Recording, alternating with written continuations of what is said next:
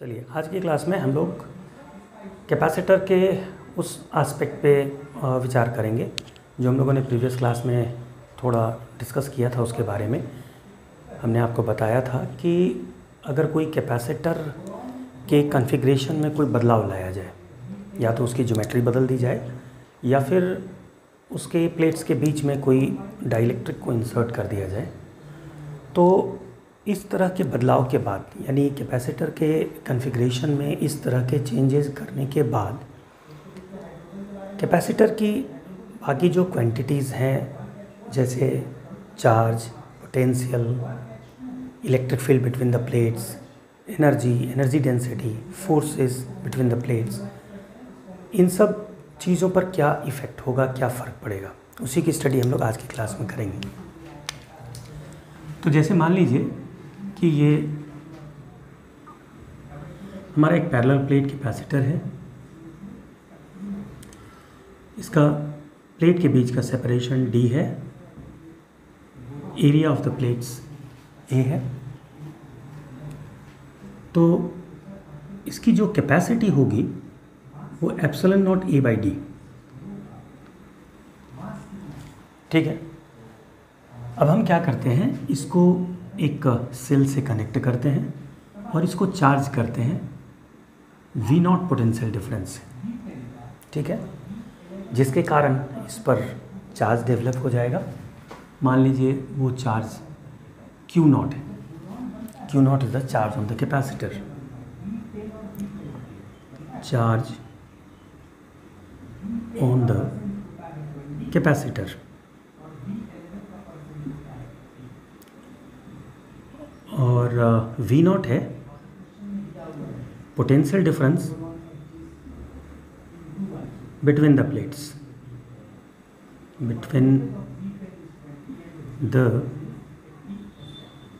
Plates, ठीक है। तो इसको हम लोग एक थोड़ा सा टेबुलर फॉर्म में करते हैं, समझने में आसानी होगी।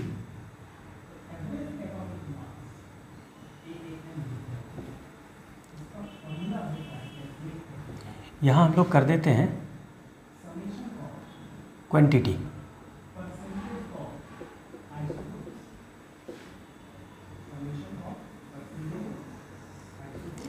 तो क्वांटिटी में कौन कौन सी चीज़ें आ जाएंगी? पहली चार्ज,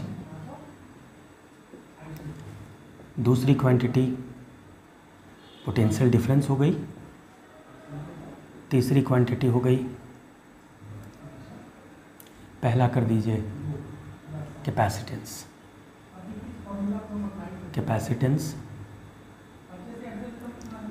दूसरा चार्ज, तीसरा पोटेंशियल डिफरेंस, चौथा electric field between the plates, पांचवा energy stored in the capacitor, छठा force between the plates, like that. अब ये जो नेक्स्ट कॉलम है, इसमें हम लोग क्या करें, इनिशियल क्वांटिटी को लिखें या इनिशियल वैल्यू।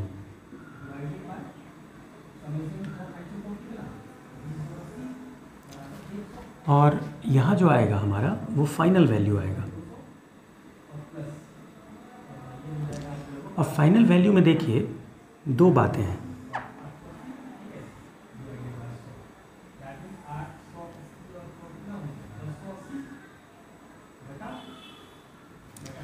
देखिए हम लोग को करना क्या है, जैसे ये कैपेसिटर को हम लोगों ने चार्ज कर दिया, ठीक है। चार्ज करने के बाद अब हम क्या करेंगे, एक डाइलेक्ट्रिक को इस कैपेसिटर के प्लेट के बीच में इंसर्ट करेंगे, ठीक है। अब ये इंसर्ट करने का काम जो है वो दो तरीके से हो सकता है। वो दो तरीका कौन कौन सा है, ये देखिए। जैसे ये कैपेसिटर है हमारा, हमने इसको एक सेल से चार्ज किया जिसका पोटेंशियल डिफरेंस था V0 यानी EMF। और अब हम क्या कर रहे हैं, इसमें हमने एक डाइलेक्ट्रिक इंसर्ट कर दिया, डाइलेक्ट्रिक कांस्टेंट K का। यहाँ देखिए कि ये जो सेल है ये कनेक्टेड है, यानी इस सेल को हमने डिस्कनेक्ट नहीं किया है कैपेसिटर से। Cell is already connected, remains connected, और उसके बाद हम लोगों ने इस डाइलेक्ट्रिक को इंसर्ट किया, यानी dielectric is inserted with cell remains connected।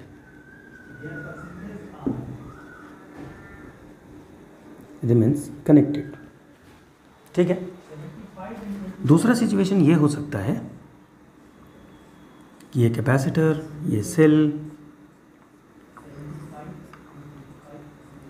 और जब ये कैपेसिटर चार्ज हो गया तो पहले हमने क्या किया, इस सेल को डिस्कनेक्ट कर दिया, और डिस्कनेक्ट करने के बाद तब हम इस डाइलेक्ट्रिक को इंसर्ट कर रहे हैं। Dielectric is inserted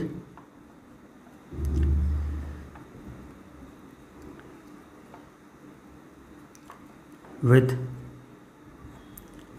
cell disconnected. ये दोनों ही सिचुएशन में हम लोगों को स्टडी करनी है कि what will be the effect on the other quantities.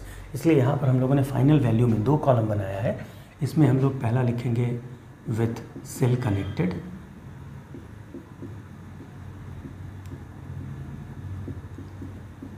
और विथ सेल डिसकनेक्टेड।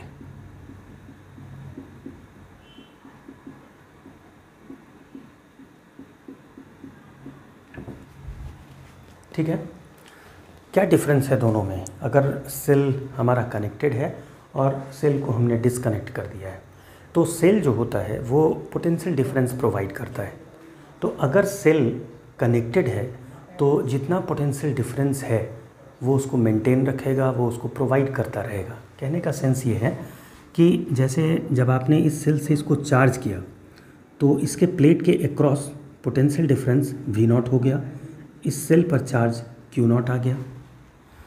अब इसके बाद आप कोई भी काम करें, यानी जैसे हम लोग इस डाइलेक्ट्रिक को इंसर्ट कर रहे हैं, तो इस डाइलेक्ट्रिक के इंसर्ट करने के बावजूद जो एक क्वांटिटी है नहीं बदलेगी, वो है पोटेंशियल डिफरेंस, क्योंकि सेल उस पोटेंशियल डिफरेंस को बदलने नहीं देगा।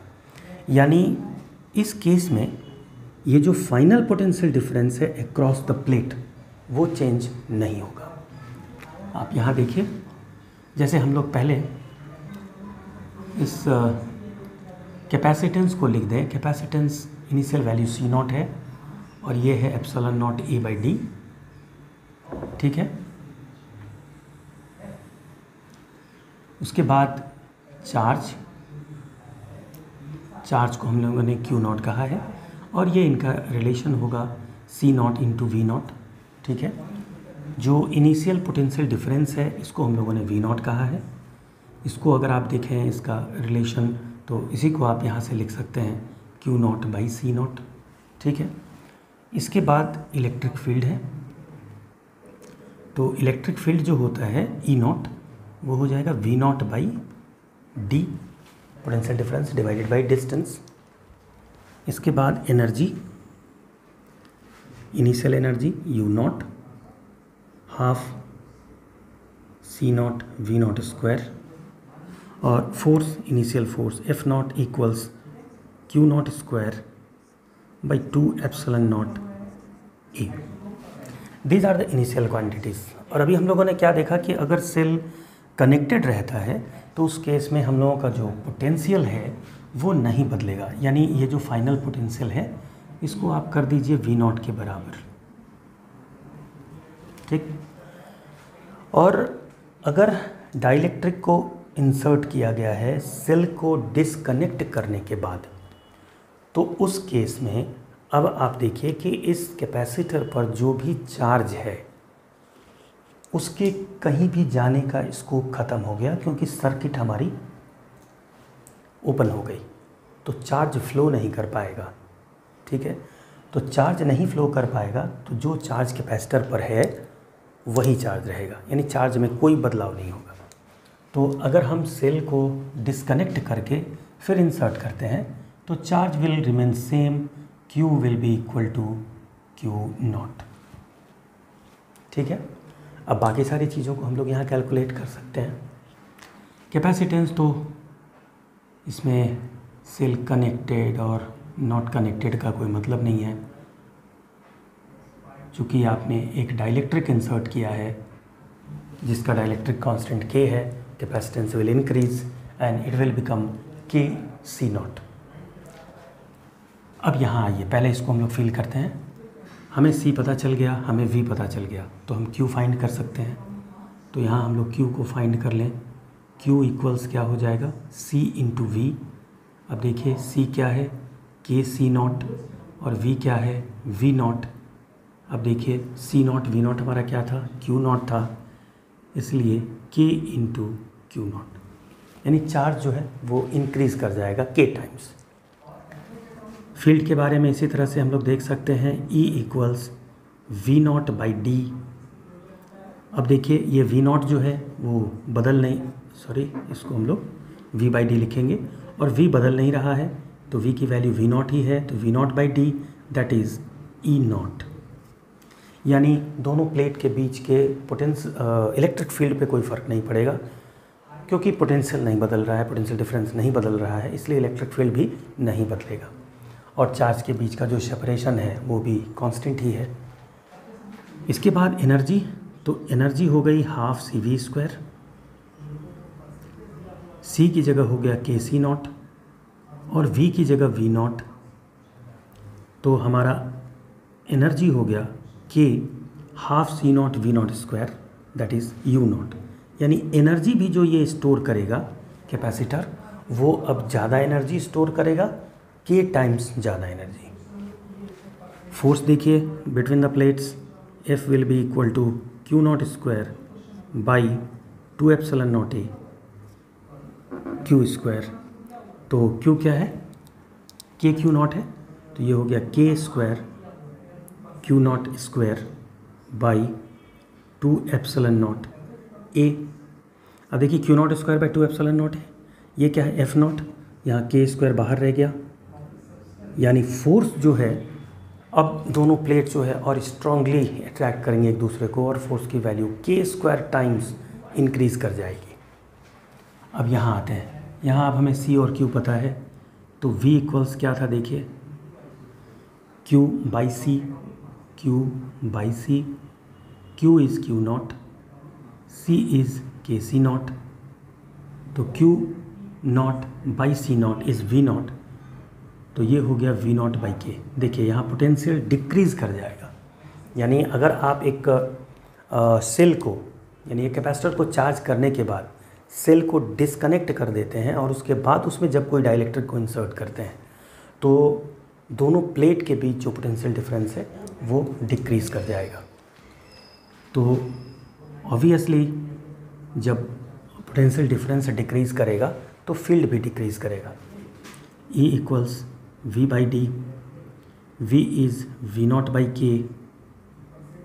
And V0 by D is E0, तो E0 by K। Same factor से ये भी डिक्रीज़ कर जाएगा। Energy half CV², half C is KC0 and V is V0 by K that is V0² by K²। यहाँ से ये K कैंसिल हो गया, यानी ये हो गया 1 बाई K, और ये half C0 V0², this is U0। यानी ये जो एनर्जी अब इसमें रहेगी कैपेसिटर में, ये कैपेसिटर जितनी एनर्जी स्टोर करके रखेगा अब वो भी कम हो गया, उसकी भी वैल्यू कम हो जाएगी। Force is Q² by 2ε0A। अब चूँकि Q जो है Q0 के बराबर है, Q0² by 2ε0A that is F0, यानी प्लेट्स के बीच लगने वाला जो फोर्स है उस पर कोई फ़र्क नहीं पड़ेगा। ठीक है, तो दीज आर द क्वांटिटीज़ कि अगर हम एक कैपेसिटर के कॉन्फ़िगरेशन में अगर बदलाव लाते हैं तो उस कैपेसिटर से रिलेटेड जितनी भी क्वांटिटीज़ हैं वो इस तरीके से बदलेंगे, ठीक है। इसमें अब आप ये भी चीज़ देखिए कि सपोज़ अगर आपको क्वेश्चन में ये कहा जाता है कि डाइलेक्ट्रिक इंसर्ट हम लोग नहीं करते हैं, कहा जाता है कि एक कैपेसिटर को चार्ज किया गया और उसके प्लेट का सेपरेशन बढ़ा दिया गया या प्लेट का सेपरेशन घटा दिया गया, तो उस केस में क्वांटिटीज़ कैसे चेंज करेंगी, बैटरी अगर कनेक्टेड है या बैटरी को डिस्कनेक्ट कर दिया गया है, तो सारी चीज़ें वैसे ही रहेंगी। बस ये जो आपका कैपेसिटेंस है वो initial capacitance epsilon not a by D था। अगर डिस्टेंस को डिक्रीज़ किया गया है तो फाइनल कैपेसिटेंस हो जाएगा epsilon not a by D dash. D dash is the final separation between the plates. बाकी सारी चीज़ें जो हैं वो समान रहेंगी, उसमें कोई फ़र्क नहीं पड़ेगा, ठीक है।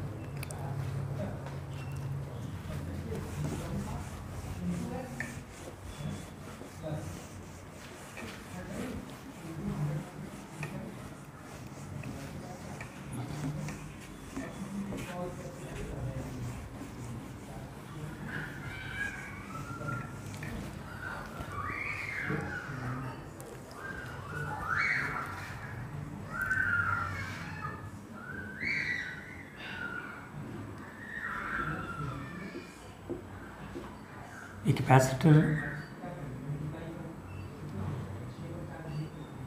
of capacitance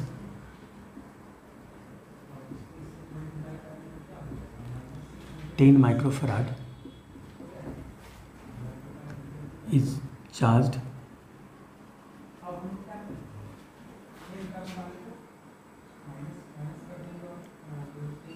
to a potential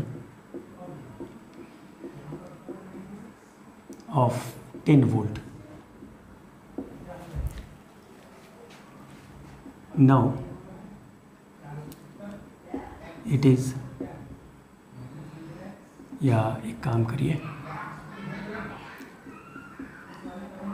another capacitor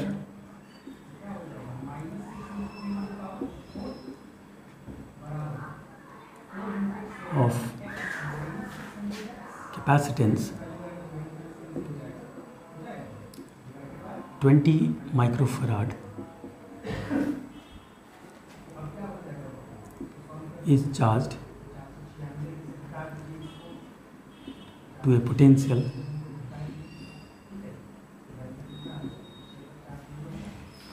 of 20 volt. Now both the capacitors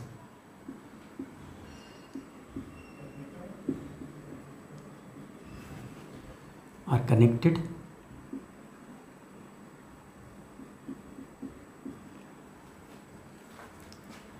then find the final charges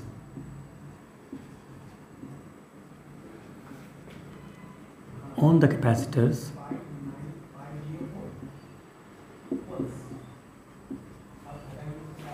if number 1 positive plates, a positive plate of one capacitor is connected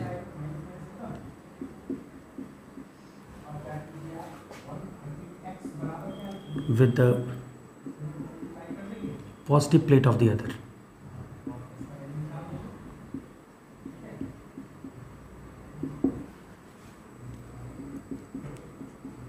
Negative plate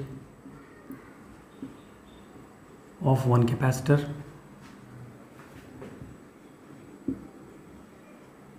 is connected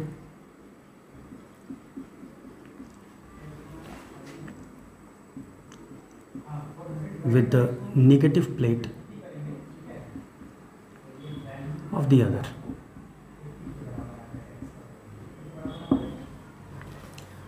देखिए ये question है, ठीक है, और ये question basically हम लोगों का रिडिस्ट्रीब्यूशन ऑफ चार्जेस से है, ठीक है। इसमें क्या किया गया है, दो कैपेसिटर लिए गए हैं, ये हमारा पहला कैपेसिटर है, इसका कैपेसिटेंस हमें दे दिया गया है C1 इज़ 10 माइक्रोफेराड। और फिर एक दूसरा कैपेसिटर भी है हमारे पास, इसका कैपेसिटेंस है 20 माइक्रोफेराड। इसको चार्ज किया गया 10 वोल्ट से, यानी V1 इक्वल्स 10 वोल्ट, और इसको चार्ज किया गया 20 वोल्ट से।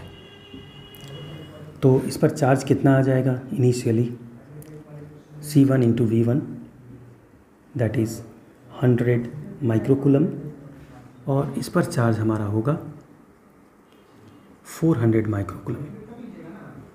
ठीक है। अब ये मान लीजिए कि ये पॉजिटिव प्लेट है, ये नेगेटिव प्लेट है कैपेसिटर का, ये इस कैपेसिटर का पॉजिटिव प्लेट है, ये नेगेटिव प्लेट है। अब इन दोनों कैपेसिटर को हम कनेक्ट कर रहे हैं, लेकिन कनेक्ट करने में हमारे पास दो कंडीशन दिया गया है। पहला कंडीशन ये है कि हम कैपेसिटर को इस तरह से कनेक्ट कर रहे हैं कि एक का पॉजिटिव प्लेट दूसरे के पॉजिटिव प्लेट से और पहले का नेगेटिव प्लेट दूसरे के नेगेटिव प्लेट से कनेक्ट हो रहा है, यानी इस तरह का सिचुएशन।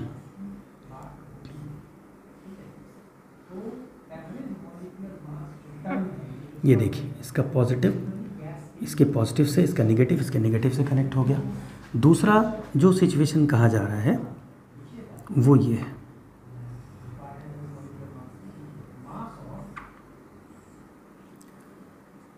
इसके पॉजिटिव को इसके नेगेटिव से कनेक्ट कर दिया गया और इसके नेगेटिव को इसके पॉजिटिव से। और इन दोनों ही केसेस में हम लोगों से पूछा जा रहा है कि फाइनल चार्ज कैपेसिटर पर क्या होगा। ये ठीक उसी तरह का सिचुएशन है जैसे दो कंडक्टर है हमारे पास, दोनों कंडक्टर चार्ज्ड है, उन दोनों कंडक्टर को हम लोग किसी मेटालिक वायर से कनेक्ट करते हैं और फिर उसका फाइनल चार्ज हम लोग कैलकुलेट करते हैं। ठीक है। तो यहाँ भी जैसे ही आप इस कैपेसिटर को कनेक्ट करेंगे तो चूँकि पोटेंशियल का डिफरेंस है तो चार्जेस का फ्लो शुरू हो जाएगा। ठीक है। और ये चार्ज का फ्लो तब तक चलता रहेगा जब तक कि दोनों कैपेसिटर सेम पोटेंशियल पर नहीं चले आएंगे। ठीक है। और इस दौरान कौन सी चीज़ कंजर्व रहेगी, कौन सी चीज़ नहीं बदलेगी, तो वो है उसका चार्ज। यानी इस पूरे रीडिस्ट्रीब्यूशन में चार्ज कभी नहीं बदलता क्योंकि चार्ज कंजर्व्ड होता है। जो इनिशियल चार्ज है वही फाइनल चार्ज भी होगा। ठीक है। तो मान लीजिए कि अब हमारा ये जो कैपेसिटर है उस पर हम फाइनल चार्ज मान लेते हैं Q1 डैश और दूसरे पर फाइनल चार्ज मान लेते हैं Q2 डैश। ठीक है। और पोटेंशियल दोनों का जो कॉमन है उसको हम लोग V एज्यूम कर लेते हैं। ठीक है। तो इनिशियल चार्ज हमारा कितना है, Q1 प्लस Q2। ठीक है, जो हम लोगों ने कैलकुलेट कर लिया है। फाइनल चार्ज हमारा क्या हो जाएगा, इसको कैपिटल Q1 कीजिए।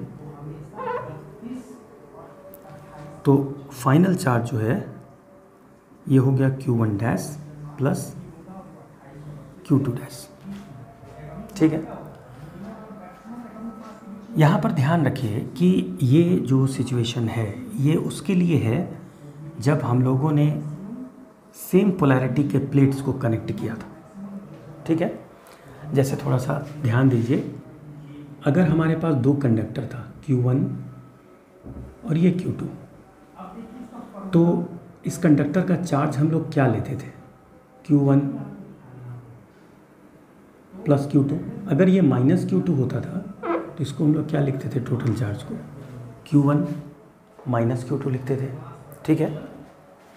तो यहाँ भी जो ये इनिशियल टोटल चार्ज होगा, अगर आप पॉजिटिव प्लेट को एक साथ कनेक्ट कर रहे हैं तो ये Q1 प्लस Q2 होगा, और अगर पॉजिटिव प्लेट को नेगेटिव प्लेट के साथ कनेक्ट कर रहे हैं तो चूँकि चार्ज का न्यूट्रलाइजेशन होता है, इसमें हम लोग क्यों लेते हैं Q1 माइनस Q2, क्योंकि ये Q1 जो है ये माइनस Q2 पोर्शन को न्यूट्रलाइज कर देता है, तो जो बचा हुआ चार्ज है वही चार्ज टोटल चार्ज होता है।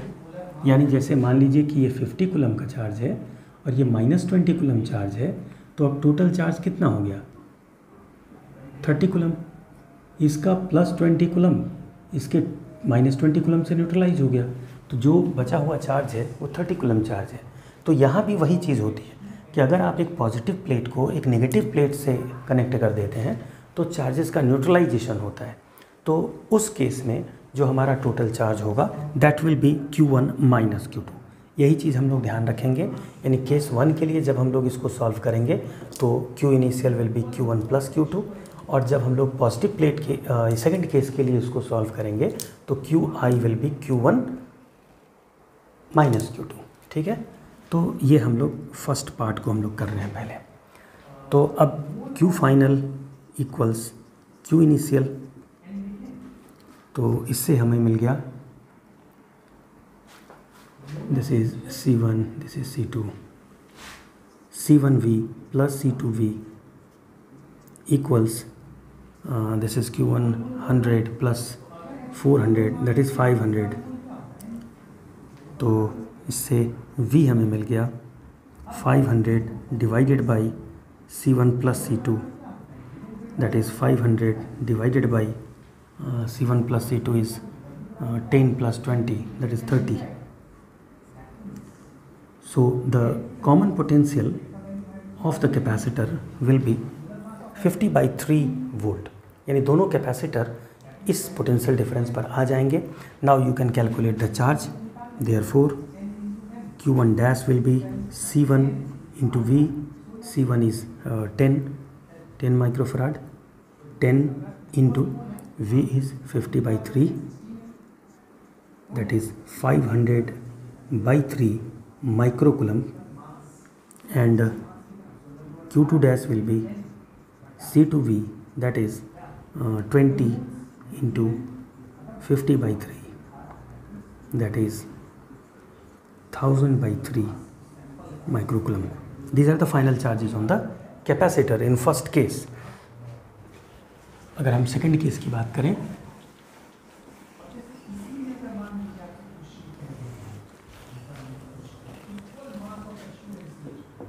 तो सेकंड केस के लिए Q इनिशियल हमारा हो जाएगा Q1 माइनस Q2 और Q फाइनल तो हमारे पास है ही,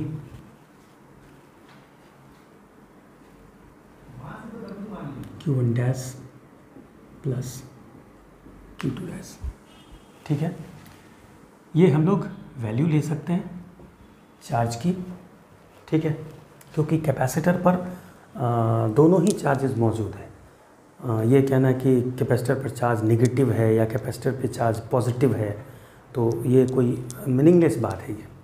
ठीक है, तो अगर ये न्यूट्रलाइजेशन जो हो रहा है, आपने यहाँ पर कैलकुलेट किया कि इस कैपेसिटर पर जो हमारा चार्ज है वो 100 है और इस पर चार्ज 400 है, तो ये 400 में से ये 100 न्यूट्रलाइज होगा, यानी इसका पॉजिटिव इस नेगेटिव को न्यूट्रलाइज कर रहा है। So it will be Q2 minus Q1।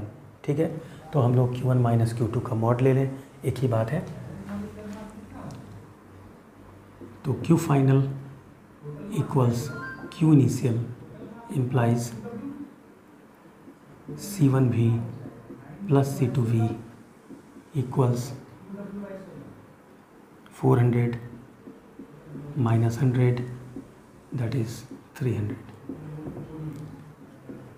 Then V will be equal to 300 divided by C1 plus C2, 300 divided by 30 that is 10 volt. Now the final potential will become 10 volt.